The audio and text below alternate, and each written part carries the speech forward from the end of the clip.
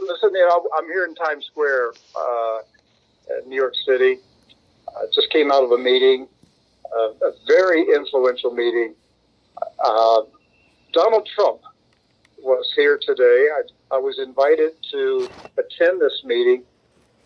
Guys, it was literally the who's who of American evangelical Christianity. I was quite frankly humbled that I was even invited to this gathering here. But it was, everybody, Dr. James Dobson, James Robinson, David Jeremiah, General Jerry Boykin, Jensen Franklin. I could just go on and on and on with the names of the people who were here today to meet privately with Donald Trump. And this was a closed door meeting. No press allowed. I was not allowed to come here. I wasn't invited as TRUNEWS. I was invited as pastor of Flowing Streams, and because there was not to be any news reporting here, no recording of the session. But I did take notes, and I got a good memory, Doc. So don't have it on video or audio recording, but I do have it in my head. And it was a memorable day. I'm standing outside on 46th Street in Times Square, and it's late afternoon here, and as usual, New York City is bustling. Always an amazingly energetic city. Doc, Edward, let me tell you, the format, the way this was done was Donald Trump came here to meet with Christian leaders. By the way, Franklin Graham, I didn't mention Franklin Graham was here. Jerry Falwell Jr., Dr. Ben Carson, Governor Mike Huckabee. I mean, again, just an amazing assembly of people here today. But Donald Trump wanted to meet with the leaders of the U.S. evangelical Christian community. And this was not a campaign rally. This was a private session for Donald Trump to get to know Christian leaders and for Christian leaders to get to know Donald Trump. And he didn't give a speech. Instead, he took questions from the pastors. And, he stayed long. He stayed for hours. I was very impressed. He stayed for hours, long after he was supposed to be here. And he made the remark, he said, this is the most important thing I can do today. And, Doc, I think the one thing that I took note of was that this guy was a very humble man here today.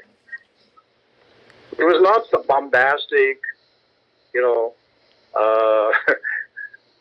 outspoken, brazen guy you see on television. Very humble man, very, very presidential. He talked and acted like a president. Very respectful and very thoughtful. I quite frankly was very impressed by him as a person, as a man. So with your interaction there with all the different leaders that were involved, I think they said there was close to 1,000 there in the meeting with Mr. Trump today? Yeah, this originally, Doc, it started out, it was supposed to be 200, and then they took it to 400, and then it went to 700, and then they said today that there was close to 1,000 people in attendance. So, when I got my invitation came just a couple of weeks ago, and it was still, they were telling me then that it was that the invitation list was going to be limited to 400 people.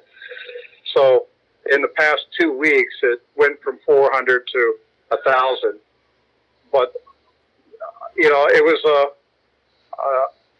very representative of the American evangelical community. Like I said, it was literally a who's who of people walking around in that meeting. What was the mood of the meeting? Was it swinging one way or the other, or? Well, they were very respectful to him. He was very respectful to the people who were here. I think, to be fair, Doc, I think there was a lot of skepticism among some of the people. I think a lot of them came here skeptical, not sure if they were going to back Donald Trump. In fact, I won't say the names of the people, but after Mr. Trump left, there was a discussion time with some very well-known ministers who had the microphone to speak, and they said that they were some of them were very skeptical. They did not know if they were going to support Trump. But I would say this: the overall tone by the time this meeting was over was these people are going to rally behind Donald Trump. That's what I came away with. That they coalesced. They needed to see him. They needed to hear him. They needed to size him up and let him size up the evangelical community.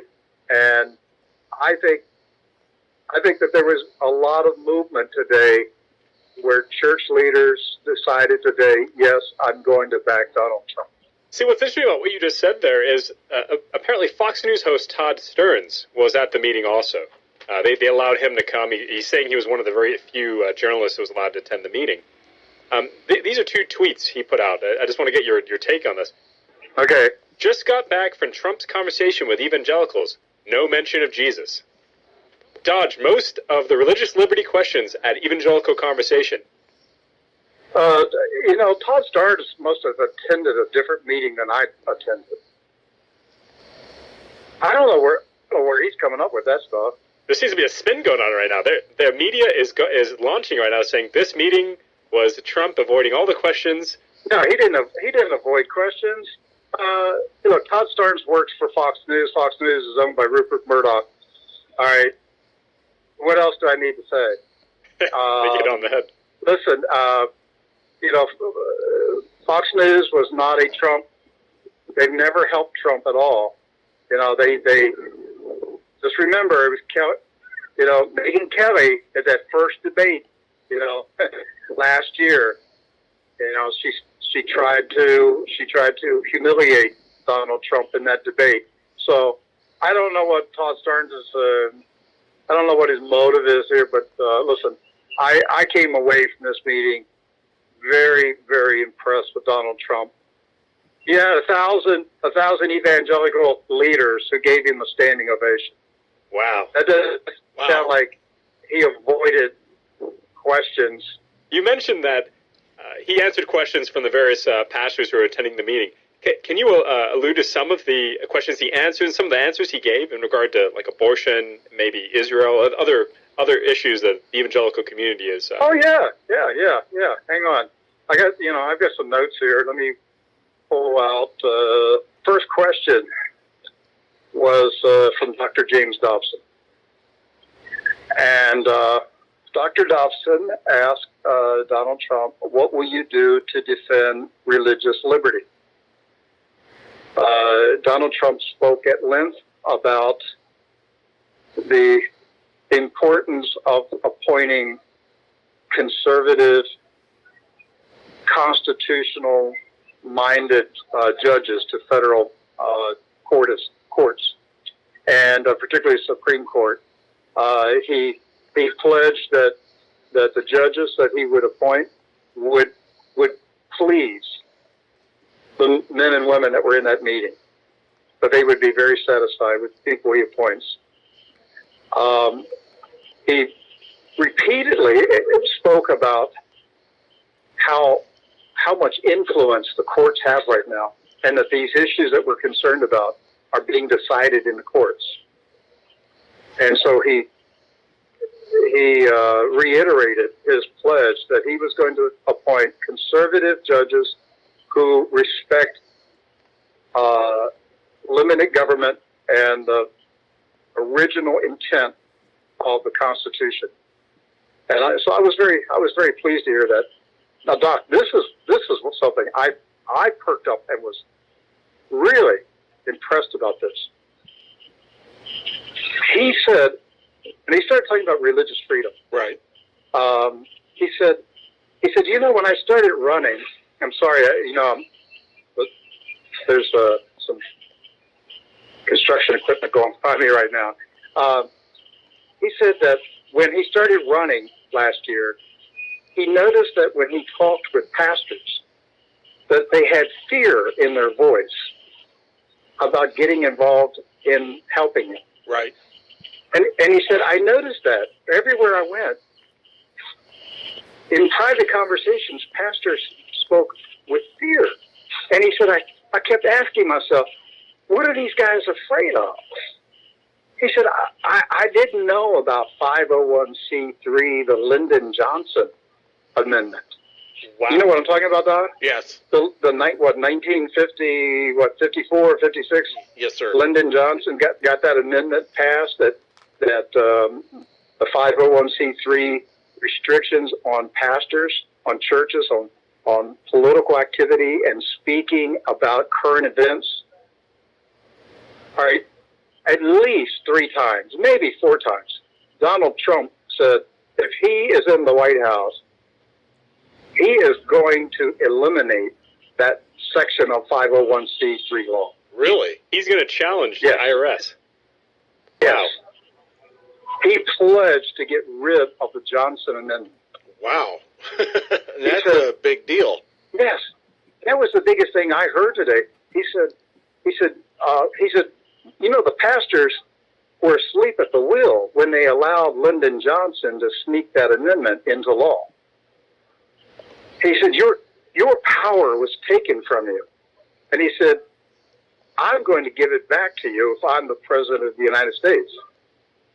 That's a stark comparison to what some of these does saying right now about this meeting. Does that line up with Todd Starnes? No, you're getting reports like Michael Ferris of the Homeschool Legal Defense Association saying, today marks the end of the Christian right. What? Yeah. Oh, maybe the guy I saw was not Donald Trump. Maybe it was maybe it was an imposter. You know, they got a lot of actors here. We're right here at Broadway. Could be a Broadway actor. No, the guy I saw today was Donald J. Trump. I was in the 4th row from the stage. Wow. Did you get to ask a question to Donald Trump? No, I stayed quiet. They, the big dogs were asking the questions. But that was the first question by Dr. James Dobson. Also, Donald Trump, and I understand the man's heart when he says, people think it's corny when he says it, but he said, let me tell you something. When I'm in the White House, we're going to say Merry Christmas again in this country. He said, who said you can't say Merry Christmas? He goes, this kind of stuff's going to end in this country. He said, if I want to say Merry Christmas, I'm going to say Merry Christmas. But what he was saying was, I'm going to attack political correctness. He was saying, I'm going to give power back to the pastors. Speak up. Be free. Be who you are. These are all great things. I mean, was there anything else that caught your eye? Any big questions that were asked other than Mr. Dobson's and the Johnson Amendment? Well, he was, Dr. Dobson mentioned to him, about high school coaches, being, losing their job because they're leading their football teams in prayer. Right, like Joe Kennedy. And yeah, right, yes. And Donald Trump said, he said, when I'm in the White House, those days will be over. Well, he declared war on the IRS today. He said he's going to destroy political correctness. Edward, that's a quote from him. He said, quote, "Those days will be over." Wow. I mean, these are huge statements that come out of today. I mean, I don't know what these other journalists would do, because he said he's going to wage war on the IRS, he's going to destroy political correctness, and he's going to restore power in American pastors. I mean, this is huge. Yes, it is. Pastor Rick, did he address any concerns about the terror situation and everything, and how, we as believers can respond to that? Anything at all? No, that question never even came up. Ronnie Floyd from the Southern Baptist Convention asked him what he was going to do to attack poverty in the inner cities.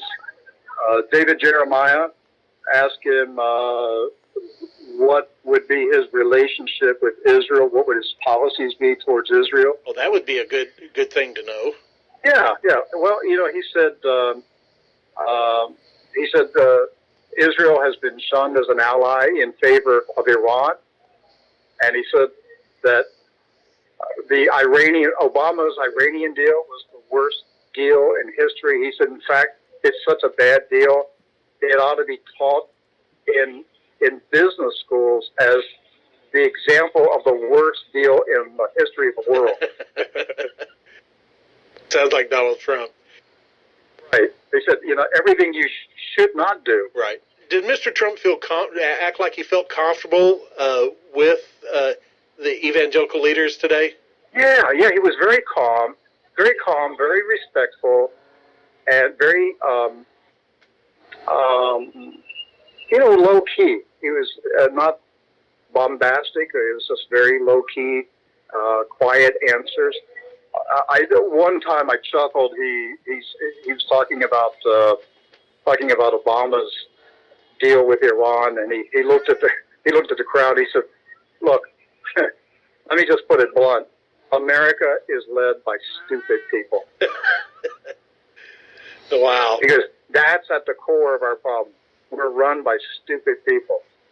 And he said, why are people worried about Iran getting a nuclear bomb when Obama gave them $150 billion so that they could buy one? That's a good point there. Were there any questions that after they were asked, you're like going, I can't believe they asked that question? No, nothing.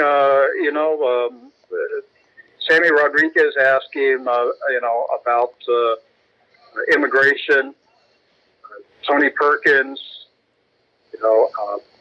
asked him about what he would do for, rescinding a lot of the Obama policies that have weakened and damaged the U.S. military. In particular, these social engineering policies, like, transgenderism in the military. But, for me, I'm telling you guys, the thing that stood out the most for me today was this pledge. And he didn't just say it one time. I'm telling you, he said it 3 or 4 times. I really thought he would get a standing ovation for saying it. He wanted them to know that he will get rid of the Lyndon Johnson amendment on 501c3. He said it took your power away. He said, I'm going to give it back. Definitely think from what you've told us, that sounds like the most powerful thing that's come out of today. Did you get to talk to any of these leaders after or before? I know that you said it was a powerhouse load of leaders up there. Oh, yeah, absolutely. Well, we were sitting, at tables, in a ballroom. No matter whether you look left or right, you were seated near influential Christian leaders. So yeah, I got a chance to talk to a number of people and just introduce TRUNEWS and Praiser to them, and all right. So that was an interesting part of the day. But the reason I came here today was to hear and see Donald Trump, and that was the purpose of today. I am leaving the meeting much more assured that Donald Trump is going to be an excellent president. What I saw today was a very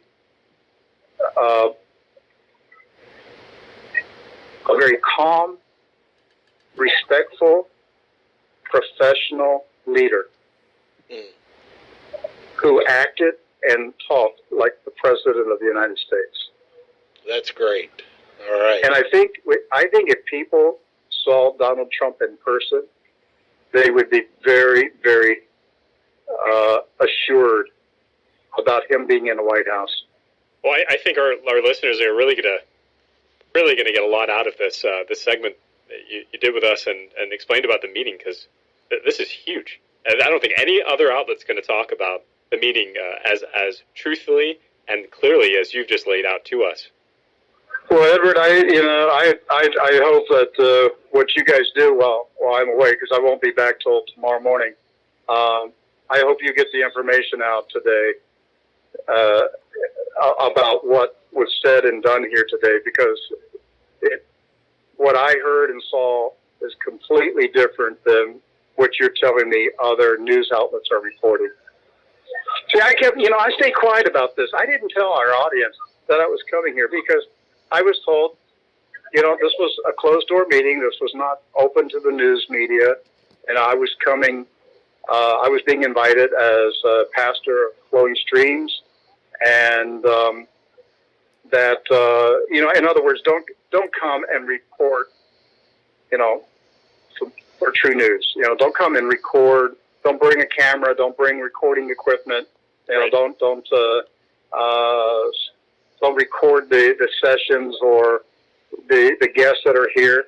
And so I really wasn't going to say anything. But you guys are telling me that Todd Starnes is putting this misleading content out there today, and now there's a I'm bunch of them, Pastor Rick. There's a bunch. We're reading now on Twitter now right now. I feel obligated to speak up. We're gonna get this out there. Definitely. This is the difference between True News and all the rest of them. We don't have an agenda. We're just trying to get the truth out about what is happening. Well, this exposes the mainstream media for their lack of honor and character. Again, this was very clear. It was supposed to be on an honor basis. Sherry Posner with Rolling Stone, I guess she was there as well. Rolling Stone. Rolling Stone? Yeah. And so, of course, they're going to do hits on him. But, the machine is already in place, Pastor Rick, to denigrate the meeting and the connections, and they'll take quotes out of context. But we had the man in the room today. We had Pastor Rick Wiles right in the room to hear the truth and to report for True News. Well, Doc, this is what you're saying. This is interesting because had I not been here, right, the only thing I would have known about this meeting would be what I read, like you're telling me right now, from other sources. Mm-hmm. And so you would come to one conclusion, that the evangelical leaders left this meeting very skeptical and very dissatisfied with Donald Trump. And I'm telling you, that is a lie. But they gave him a standing ovation. Well, I think that's one of the main things we're going to highlight in this. We're going to get an article on this and a video of the commentary here. You don't give a man a standing ovation that you left the meeting feeling disconcerted about. That's right. That's right. He was very, very polite and well received, and he treated them with respect, and they treated him with respect. It was mutual. I did not see him evade one question. So were there protesters there, Pastor Rick? Well, if they were outside on the street because, you had to get past Secret Service to get into the hotel.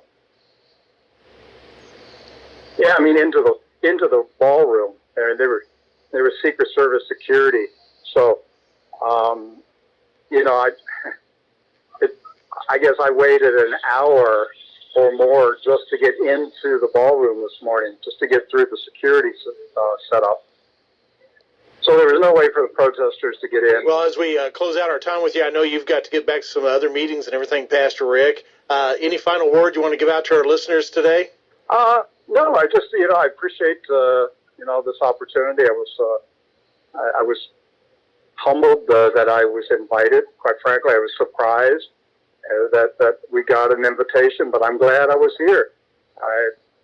I got to witness a very important meeting, and I believe that I saw the next president of the United States. And I believe this guy is going to be, I think Donald Trump is going to be very, very friendly to the evangelical Christian community of the United States of America. And so I'm coming back with a different perspective about Donald Trump. I mean, I didn't have a negative perspective to start with, but I'm seeing him today in a much better light. I saw him again as a very calm, respectful, very professional CEO. He is a CEO. This guy's a chief executive officer. Pastor Rick, we appreciate you joining us today for this edition of True News. It seems kind of weird as saying that to you today, broadcasting live from Times Square, New York. You haven't seen the dancing naked cowboy, have you? No, but I did see the pastor of Hillsong Church. Oh, you did, Mr. Houston himself. Yes, and I well, at least he was dressed. I was glad to see that he came to the event dressed. All right. Well, Pastor Rick, thanks so much for joining us, and we look forward to having you back behind the microphone here and joining us here real soon. Coming up next, we're going to take a little break here, and we're going to give you the headlines from here at home and around the world. So there you have it, party people. You got the meeting of the Christian Sanhedrin. Going to the Roman Caesar to go pay their allegiance to him. Very disgusting, especially 3 years later, having to look at all this mess that's going on. And then for Rick Wiles to be off the Trump train. I was thinking about all that. And I guess the other thing that kind of popped in my head is I wonder if this was the same kind of meeting or the same kind of atmosphere when the Christian leaders in Germany were trying to decide if they were going to support Hitler. So, praise the Lord. He helped me find it. And it's posted.